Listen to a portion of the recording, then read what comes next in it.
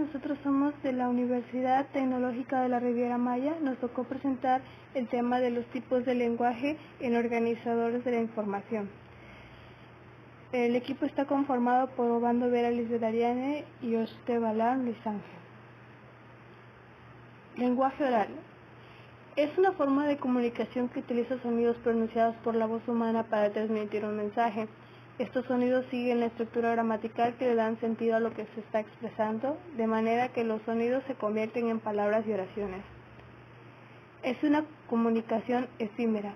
Se dice que el lenguaje oral es efímero porque una vez las palabras son pronunciadas, el lenguaje no se mantiene en el tiempo.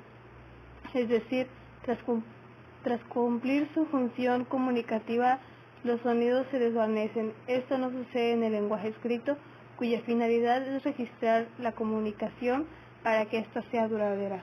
Es un lenguaje rápido y directo. Como el fin del lenguaje oral es comunicar, por lo general se trata de una comunicación rápida y directa. Quien emite los sonidos se desea la información recibida más efectiva y sencilla posible. Por esta razón, algunos autores aseguran que el lenguaje oral es económico. Busca decir la mayor cantidad de palabras en el menor tiempo posible y sin mucho esfuerzo. Tiene función emotiva.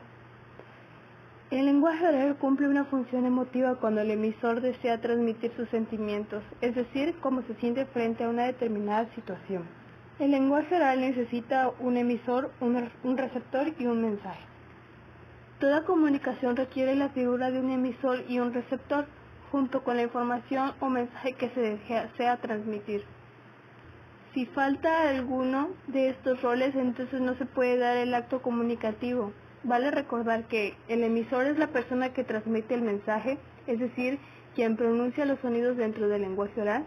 El receptor es quien recibe dicho mensaje.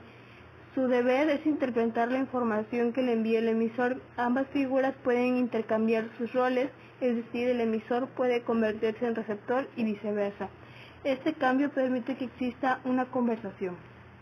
El mensaje. Este es simplemente lo que se desea comunicar. En el lenguaje oral este mensaje se manifiesta a través de sonidos que forman palabras y oraciones. Además puede estar acompañado de gestos y ayudan a comprender la información. Función apelativa. La función apelativa busca llamar la atención del receptor. El lenguaje oral cumple una función apelativa cuando su intención es llamar la atención del receptor. Generalmente lo usamos cuando queremos llamar a una persona. Se tiene una función representativa. Se dice que el lenguaje oral es representativo cuando desea escribir o informar sobre un evento o algún objeto en particular. Por lo general suele ser objetivo y a veces formal, pero esto no es estrictamente necesario. También puede usar familiares y amigos al momento de comunicarse. Escrito. El lenguaje escrito, la comunicación escrita, es cualquier tipo de interacción que haga uso del código escrito, aunque se base con el mismo sistema lingüístico de la oralidad. Sus propiedades son distintas, así, a diferencia de otras. La forma escrita es completamente convencional. Esto debe ser los patrones definidos de acuerdo con las reglas establecidas por el lenguaje. Ciclos limitados. El ciclo limitado de la comunicación comprende 4 elementos básicos comunicativos: el emisor, el mensaje con el canal de comunicación, el receptor y la respuesta o reacción. Como la recepción del mensaje se produce en diferido, el ciclo de la comunicación escrita es más limitado. Sin embargo, debido a los nuevos avances de la materia de comunicación e información, muchos canales permiten que el último paso del ciclo se complete casi en el mismo tiempo que la comunicación cara a cara. Recepción en diferido del mensaje. Una de las características de la comunicación escrita relativa al factor tiempo. En una situación de comunicación cara a cara, los mensajes codificados del remitente son recibidos instantáneamente por el receptor, pero en una comunicación escrita siempre existe una demora. En general, no hay límite de tiempo fijo para este retraso. Poco espacio para la redundancia. El registro escrito limita la posibilidad de la redundancia. En la comunicación oral, los gestos y los elementos paraverbales, como la entonación, apoyan el lenguaje verbal. Este no es el caso de la comunicación escrita. Por ello, el nivel de exigencia es superior, obligando al emisor a utilizar las palabras con una mayor precisión. De hecho, la comunicación escrita tiene una alta valoración social. Esta valoración disminuye con la repetición de vocablos y la utilización de los mismos patrones sintácticos. Aquí prevalece la originalidad y hasta la innovación formal. Planificación. Generalmente la comunicación escrita no es un acto improvisado. Al escribir con frecuencia se cumple la idea de una serie de condiciones o requisitos. Entre ellos, si se busca una comunicación efectiva, es preciso tener claro el contenido del conjunto del mensaje y su articulación interna. Para ello, el emisor debe disponer un esquema de organización del texto, en la medida en el que el texto vaya progresando. Todos los elementos del mensaje se concatenan hasta obtener ideas pertinentes con sentido. Lenguaje kinésico. El lenguaje kinésico es un tipo de lenguaje no verbal que se realiza a través de gestos, posturas y expresiones tanto faciales como corporales. Este tipo de lenguaje refleja en la mayoría de los casos el estado emocional de las personas. No obstante, el lenguaje kinésico es una parte fundamental en el que respecta la comunicación entre las personas, ya que gran parte del desarrollo de estas se está llevando a cabo en forma no verbal. Una de las características más destacadas del lenguaje es el involuntario. El lenguaje kinésico es generado de forma involuntaria. Inmediato. Las expresiones se realizan y surgen de manera inmediata. Por interpretación, se difiere con respecto a cada cultura. Un mismo gesto debe tener significados diversos dependiendo de la cultura. Importancia. Es tan o más importante el lenguaje verbal, ya que aporta en determinadas ocasiones mayor información al mensaje que se desea transmitir. Dado que el lenguaje kinésico se refiere al lenguaje del cuerpo, se pueden encontrar dos tipos bien diferenciados. En este sería el de las expresiones faciales. Se encuentran en su mayor grado de manifestación tanto por los ojos, la boca y los cuales están representadas por las miradas y sonrisas. Por otra parte, los diferentes movimientos de las cejas y mandíbulas, si bien son muy importantes a la hora de realizar un gesto, cobran menor notoriedad de las anteriores. Gracias a las expresiones faciales, el emisor tiene la posibilidad de exteriorizar sus emociones más allá de sus palabras. Las expresiones corporales. Las expresiones corporales tienen que ver con los diferentes tipos de movimientos realizados para cada uno de los miembros del cuerpo. Si son una gran cantidad de complementos faciales y están divididos en 5 tipos. Gestos de la cabeza. Muchos de los gestos del lenguaje kinésico también tienen que ver con los movimientos de la cabeza. Estos van desde un simple giro o hasta una inclinación, sin la participación de otra parte del cuerpo, hasta los movimientos que incluyen otros gestos faciales o de las manos. Gestos del hombro. Si bien el movimiento de los hombros no es tan notorio como el resto de las partes del cuerpo, se utiliza para expresar una gran cantidad de mensajes. Por lo general es acompañado por otros gestos como los faciales, los de la cabeza, entre otros. Los gestos de los brazos. Los gestos de los brazos se utilizan en mayor medida en conjunción con los de las manos y permiten enseñar diferentes estados en los que se va la incomodidad hasta la apertura.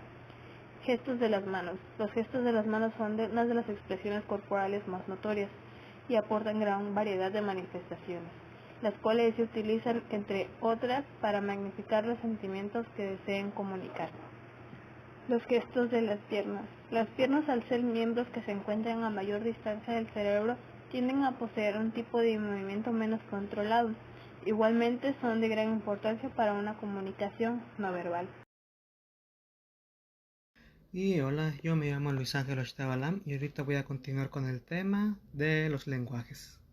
En este caso continuaré acerca con el lenguaje proxémico, lo cual es básicamente un lenguaje que hace referencia a las formas de comunicación no verbal relacionadas con la distancia y la ubicación de las personas dentro de un espacio específico. Este tipo de lenguaje se utiliza en interacciones sociales. Por ejemplo, al abrazarse se utiliza un espacio íntimo y en las reuniones de trabajo un espacio distanciado.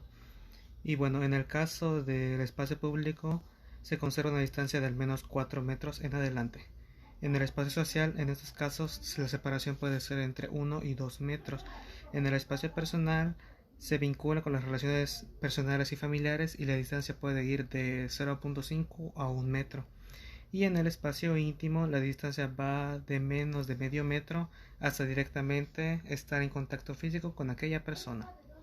Y en el caso de las variaciones del lenguaje proxémico, según la cultura, estos rangos de distancia suelen ser variables según la cultura. Existen sociedades más propensas a la cercanía, así como existen otras que tienen como norma social mantener la distancia. Y bueno, en esa parte, las culturas frías, lógicas y sin contacto se caracterizan porque los hablantes son directos y a veces impacientes. En las culturas multiactivas, cálidas, impulsivas y de contacto, se refiere a las culturas en las que los hablantes se expresan con entusiasmo y de forma emocional. En las culturas reactivas no conflictivas y sin contacto, sus habitantes son pacientes y oyentes que se moderan en su lenguaje corporal y en las expresiones de sus emociones. En la parte de la territorialidad, se refiere a las formas que usan los seres humanos para determinar espacios que consideran propios.